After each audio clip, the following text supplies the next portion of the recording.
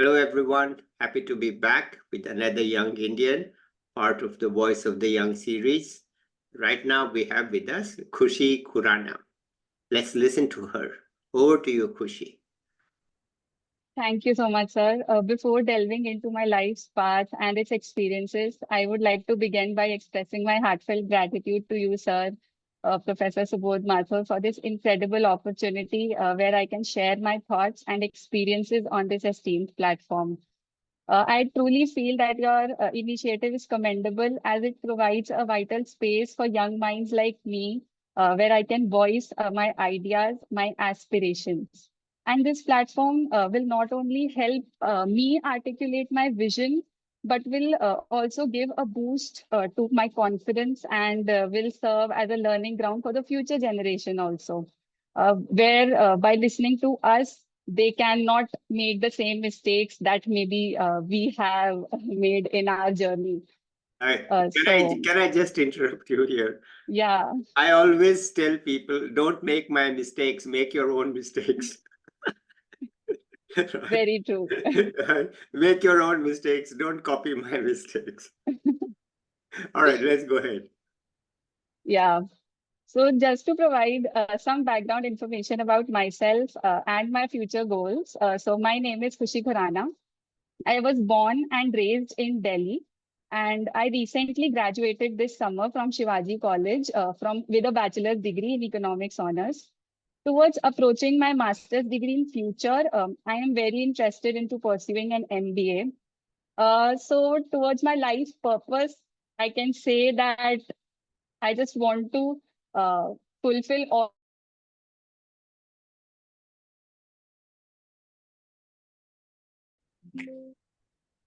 We had an internet glitch. I put it on pause. We are back out of the pause. So Khushi, please continue. Yeah, so I was saying that I recently graduated this summer from Shivaji College with a bachelor's degree in economics with honors. Towards approaching for my master's degree in future, I am very interested into pursuing an MBA. For my life's purpose, I can say that I just want to make up for all the sacrifices that my parents made into raising me, to make them feel proud, to realize all their unfulfilled dreams, and then at the last, actually to provide a secure future for myself.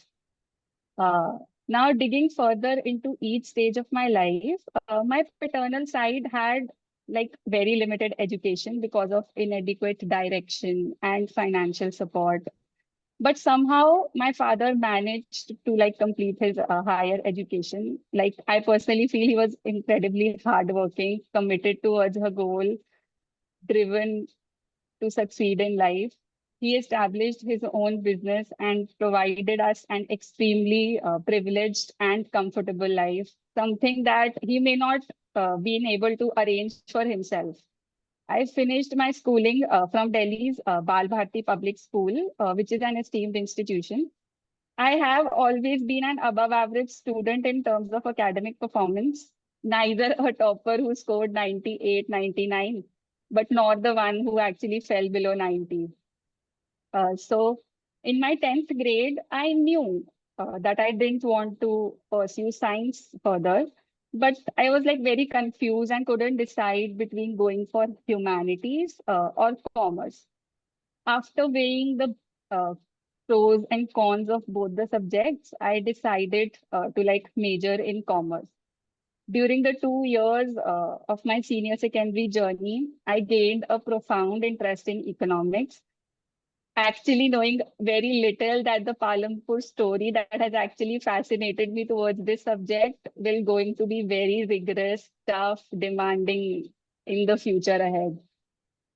Then the COVID-19 pandemic struck in 2020, left us or our batch being called to be the COVID batch. So like our boards got cancelled and people used to say कि तुम्हें तो free के marks मिले हैं, without actually considering how tough that year was, how hard it was for us to switch from the physical mode of learning to the online mode of learning. And little did anyone know that the cutoffs of Delhi University, to be particular, were so inflated that year that it actually led to filling off almost every due seat in the first two lists without actually a major drop. Uh, by God's favor, I can say that I was accepted into Shivaji College. Getting into DU was my first preference, and doing such a good course, that is economics honors, from that esteemed institution was in itself a big deed.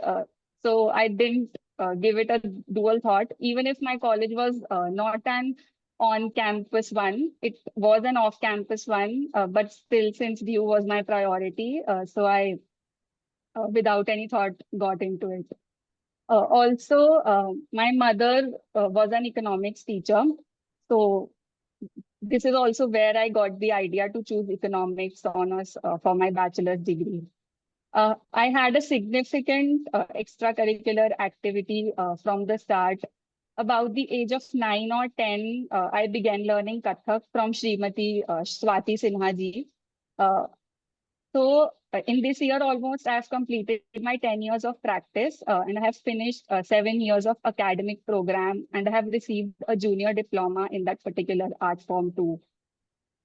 So if you just allow, I have a short clip of mine ready. I would like to show that clip to the audience. Okay, I'll just put us on pause, and when you are ready, we will come back. We are out of the pause. Khushi is all set up. Let's see her. Here we go, Khushi.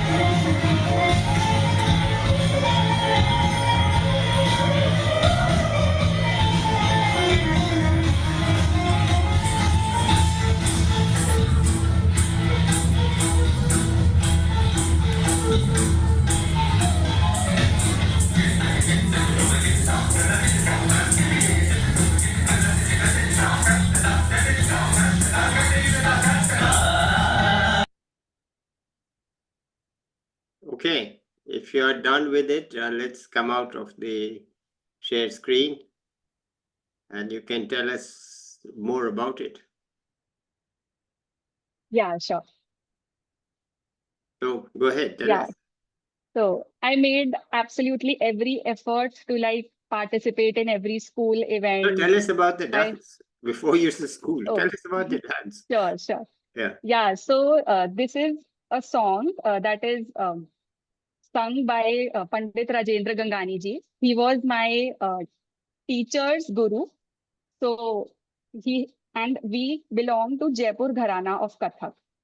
So this is a song where a nartaki or a dancer, we can say, explains the jewelry, the basic intricacies of the art form, the ghungru, how the nartaki wore it, the earrings, the mang tika, whatever a classical dancer, a Kathak dancer needs to wear into explaining what she's doing. Then in the mid of the performance, we had some incidences of Radha and Krishna. Then we also had one Paran. So Paran is like the major work is of the footwork that we do. And then from the hands and the gestures, the basic technical part. So Kathak has the bhav part, that the one that we showed of Sakhi, that she was calling her mates to come and searching for Krishna. And then the technical part that we ended this clip with was a Paran. So yeah, this is the entire explanation of this performance along with my guru and How many hours a day yeah. do you have to practice to get to be like this? Sir, I personally devote 1 hour per day, but during my like when I had my entrances and the studies got rigorous, so some days I got skipped. Actually, 1 year I also need to drop it because like I wasn't able to manage all these things together. Then my teacher also shifted to Gurgaon, so doing Kathak online was like not favoring me, and going to Gurgaon was a bit difficult for me. So now I have gained my momentum back. I have found my Didi with whom I practice daily. Sometimes go to her studio, sometimes practice online. Mm. So yeah, this is my schedule. And it's a great pleasure for you, great source of pleasure. And I mean, what is it to you as a person? I mean, the fact that you do this dance, what does it mean to you? Hmm. So when I study, when I go to work, obviously like corporate sector is a bit toxic, I feel. So coming back, practicing, relieving myself Mm, and a getting into another soul that is like free from all these mm, things of the mm, world. mm, Like I have adopted it as my hobby where I can refresh, where I can feel mm, everything mm, what I am actually from within. mm. So like it actually provides me peace. Okay, and tell us a bit about how it came to be. You know, when did it start? Who started it? How did it happen? Some of the famous dancers in India. Let's have a little bit of a lesson from you. Yeah, so when I was 9 or 10 years old, like I was totally unaware of this art form. My mother just took me to a dance institute and she said, Ki, you have to go and learn. So it took me like 5, 6 years to establish that deep interest into that particular dance form, where now I can say ki I want to keep it as my hobby forever because it gives me peace. So at that time, I was not aware of it. I was not like actually into it. I was just going for that particular class ki theek hai, 1 hour seekhenge and then we'll come back home. So, but now it has like totally changed my perception. It actually gives me peace and like I'm enjoying like fun it is practicing, going to events. Towards coming to the point that the famous gurus, since I am associated to Jaipur Gharana, Kathak has three Gharanas, Lucknow Gharana, Jaipur Gharana, and Banaras Gharana. But I am associated to Jaipur Gharana, so I can tell you about that. So Pandit Rajendra Gangani ji was my teacher's guru, and he also learned from his father, Pandit Gokundan Lal Gangani ji. So this is how the lineage it is going from Pandit Kundan Lal Gangani ji to Pandit Rajendra Gangani ji, then to my teachers Srimati Swati Sinha, and then it came to me uh, and to various her disciples, as I mentioned, that I'm currently pursuing it with my Didi. So she is also one of her disciples only. So yeah, this is how the lineage is going. And Banaras Gharana mein, we also have Pandit Birju Maharaj ji that most of us know. Banaras Gharana I am not that aware of. In Lucknow Gharana, sorry, I mentioned Pandit Birju Maharaj ji. So yeah. Okay, good. Thank you so much. You know, it's really Very nice to see the young people have the time and energy to keep the classical things alive and actually enjoying. Actually, It's not like a duty. Okay, I have to keep this alive. No, it is a pleasure and a fun. And what is not so fun in life, the fun is here, right? yeah, adding to your point, apart from peace and fun that I feel from this art form, like it also keeps me devoted towards God. I get to learn a lot of incidences that our mythology say, but I wasn't aware of before joining into this art form.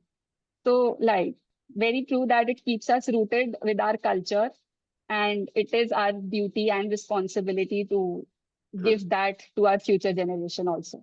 Okay, thank you. Okay, let's continue, Khushi. Yeah. So as I started my college, I realized that all these extracurricular activities I was into in my school was not actually sufficient. I was and still an introverted person who actually finds it difficult to get into with others that easily. I feel that I had that sense of lack of communication and confidence that affected me in that time when I just entered into my college. I turned down for various internships, college society interviews, and other opportunities. I entered a race where all the people are here for a reason and where it can be very difficult to find genuine connections and guidance. Also, the subject I consciously chose for was so difficult that I began to question like whether or not I have made the right choice. However, now that I've completed that degree, I can say that it was truly an adventure and has greatly influenced me, my personality, and the person who I am today. Now, coming to my previous internships, I was fortunate enough to start my first internship with a full-time office internship at an organization named PARK. So it was a non-profit organization in the development sector, which focused on healthcare. So I was sent to its family planning department to conduct research. They work towards strengthening our nation's healthcare system and help into its capacity building. They also assist some South Asian nations like Bangladesh, Nepal. They also support, as I mentioned, provide other countries also, not so developed countries comparatively to India, into providing solutions, preventive measures, and interventions for the most health issues that we face these days. I worked there on a USAID nutrition proposal that was focused for the country of Nepal only, which gives me a practical experience as to how a proposal actually being written. It was, and I also explored the health economics vertical. I prepared decks and reports on a variety of subjects, including family planning, anemia, and also interacted with various government representatives to collect field data, figures for further analysis. So during my time there, I learned a lot about soft skills, technical skills, and how important networking actually is. The most significant lesson I took away from that experience, I can say that how important it is for an individual to actually identify one's niche, eliminating activities that we truly don't want to pursue as a long-term goal, and then focusing on the things that we like so that we can enjoy that in future. After getting there, I realized that healthcare industry is not what I want to work in. I was unable to create enough interest into that particular field. It didn't let me to enough curiosity where I can delve deeper into each of its subjects. Like I was unaware of various medical related terms since that was uh, not part of my curriculum and haven't studied or heard about those things before. So then felt like pursuing into that field as a long-term career. Then gradually I identified that my interest lies in two domains, to be precise. One was public policy and governance. That also had a bit of part into consulting. And the other was financial analysis. So focusing on my niche, I got into another internship, my second internship, which was with Consumers India. So that organization aims to raise consumer awareness on various issues that we as consumers often tend to ignore in our daily lives. We do face it, but we don't give much impact to those things. कि ठीक है, maybe ऐसे ही होता होगा. Then this was an initiative. The organization was an initiative by a number of retired government officials. So I had the opportunity to collaborate with the former Ministry of Defense official, and me and my team conducted research and made a presentation on how safe is our municipal water. Then it actually opened my eyes. I went out into the community, spoke with local people, learn about their issues. And together, we gathered information through primary and secondary sources, analyzed it, developed recommendations, and discovered that the availability of water, like the demand is so high, but the supply is so low. Even with programs like Jal Jeevan Mission, the water treatment plants and the technology infrastructure is so inefficient in the country. Metropolitans, considering like the situation in metropolitans is actually very, very bad. So going to the rural areas, like when we can't improve our situations in metropolitans, we cannot even think of going towards the rural areas. So the yeah. So the government must need to work hard towards improving those things. And we, being the responsible consumers, also need to speak up and try to use sustainable water resources, like using water conservation methods into our homes and using water so that we can save it for our future generation also. After all, we are the ones who will be going to pay for it in the future. Climate change is actually having a havoc on our Mother Earth. And then after having a great time in college, learning about different sectors, visiting different colleges for fests and competitions, etc., all this actually came to an end, leaving me to wonder actually what next. So the first 2 months following graduation were so like exhausting and important too, because in contrast to most of the people, I don't want to merely apply for a master's program without first determining what kind of work I actually want to undertake in my future. So I considered obtaining some work experience before pursuing a goal to help me, which can help me feel more confident in myself. So this also reminded me one of the posts that you shared on LinkedIn, mentioning how different it is taking a gap year for students living in cities and living in remote areas, and then how different it is for males and females. So according to me, I feel fully agreed that students living in remote areas doesn't have access to those resources, which maybe we being privileged into living in a city might have. But then I also feel ki if we have a will, if we have that instinct of working hard, like the path automatically opens its doors. So those willingness actually matters irrespective of irrespective of the place we are actually living. And for the perspectives of males and females, I truly agree that the patriarchal society we are living in, though it is changing a bit these days, but still there is a sense of feeling amongst parents that their male child should be more stable, female child, even if comparatively they are average, so it doesn't bother. Ki, theek hai, we'll get her married, and if she's earning a bit, maybe even less, it goes. But I feel that the society is changing, the thought processes and the dreams of a girl is changing.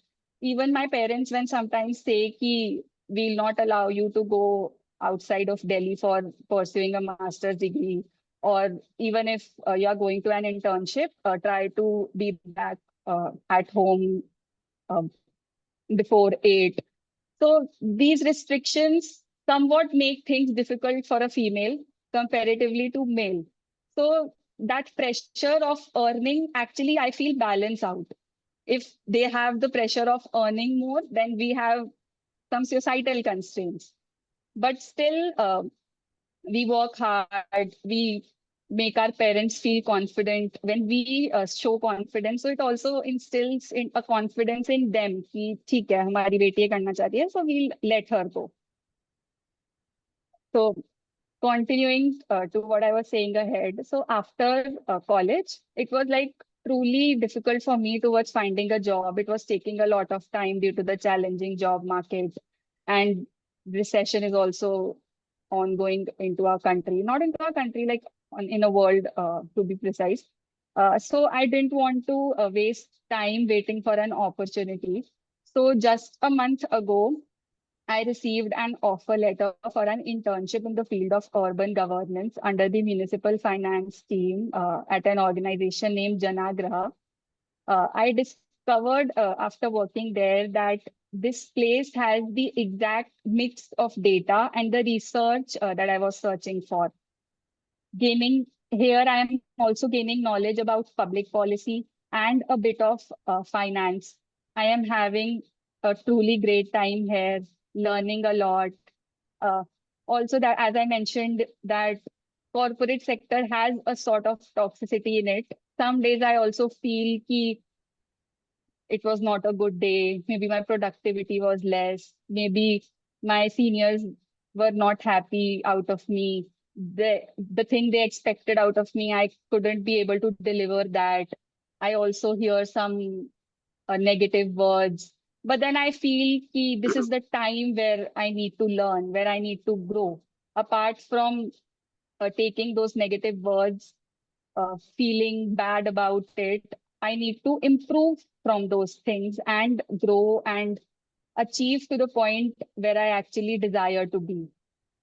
And I have also decided that I'll take up CAT and pursue an MBA maybe after perhaps a year or two of work experience. So yeah, that's all about my life story and my goals for the future.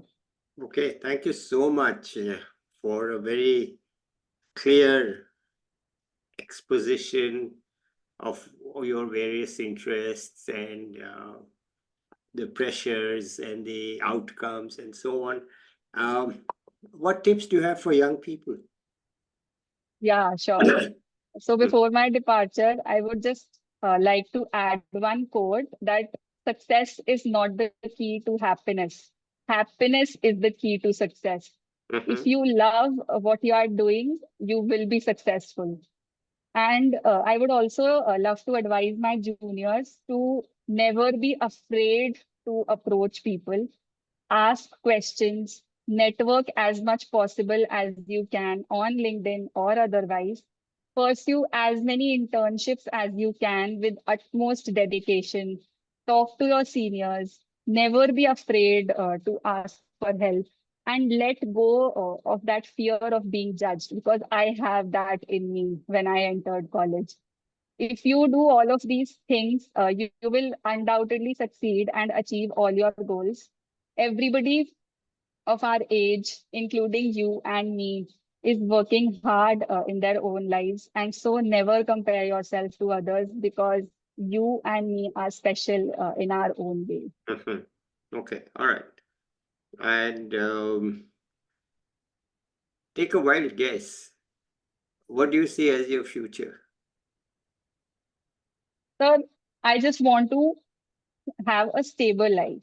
Okay. Like earning very much is not what I desire, but having a stable life where I can have my peace, enjoy my hobby, have a peaceful life with my family is what actually I want to keep my priority. Okay. All right. Fair enough. Yeah. Okay. All right. Okay, so unless you have something else to add, we can end it here. No, nothing as such. Everything I have mentioned. So Okay, that's all all right, from good. my So side. thank you so much, Khushi, and thank you for showing us the dance performance. It's really great to see it. I hope you'll be able to keep it up and keep it going.